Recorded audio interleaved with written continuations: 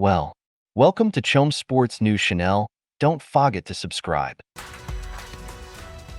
Mikel Arteta already greenlit Arsenal replacement for Oleksandr Zinchenko but has been blocked.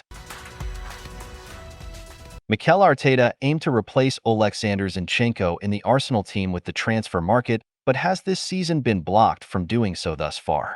Oleksandr Zinchenko came in for significant scrutiny following Arsenal's 2-0 defeat at home to Aston Villa, leaving their title hopes hanging by a thread.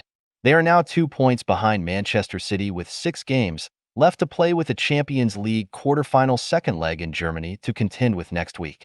The Ukrainian gave away the ball on numerous occasions in key areas, deflecting a Gabriel Magalhaes clearance for Ollie Watkins to run through and hit the post in the first half. He also surrendered possession to Yuri Tielemans, whose subsequent shot hit both the post and bar in the second half. He was also questionable positionally for Leon Bailey's goal, and caught out for the second goal as Watkins strode through with only Emile Smith-Rowe covering unsuccessfully. Despite starting in games against Manchester City, Liverpool, and Brighton, which the Gunners won and he played a key part in, it hasn't prevented criticism, and for this defeat rightfully so. The frustration is that in a different reality, Zinchenko might not even be starting this game, as the club had seemingly prepared for his long-term successor nearly a whole year ago. In the summer, Arsenal invested £38 million into Jurrien Timber, who would take on the left-back position and start against Manchester City in the Community Shield, which Arsenal won, and then against Nottingham Forest on the opening day of the season. It was in this game he suffered a serious knee injury which required surgery, and he is only just closing in on a return with 6 games remaining in the league season. This blocked the hope of the Netherlands international establishing himself as the promising figure he appeared to be. He combined the build-up qualities of Zinchenko with the defensive astuteness of Takahiro Tomiyasu in the little that was seen of him. Mikel Arteta was asked recently about when he might be seen, but he is yet to play any bounce games. "He's still got a few steps to make," he said ahead of Villa.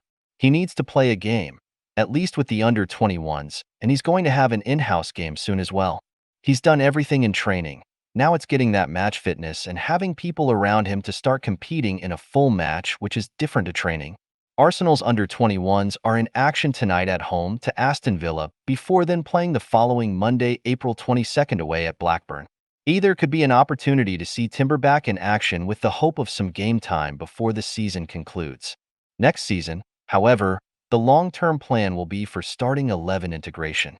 Whether it is Zinchenko who falls out remains to be seen, but an interview he did back before the injury to Timber would suggest he might suspect this will be the case. "I do know about him because I watched him and followed the way he played at Ajax.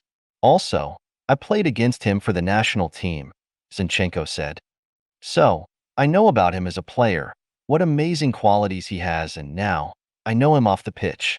He's a great guy. Another incredible signing for Arsenal who will help us a lot. Maybe he is a similar type of player, but maybe better than me.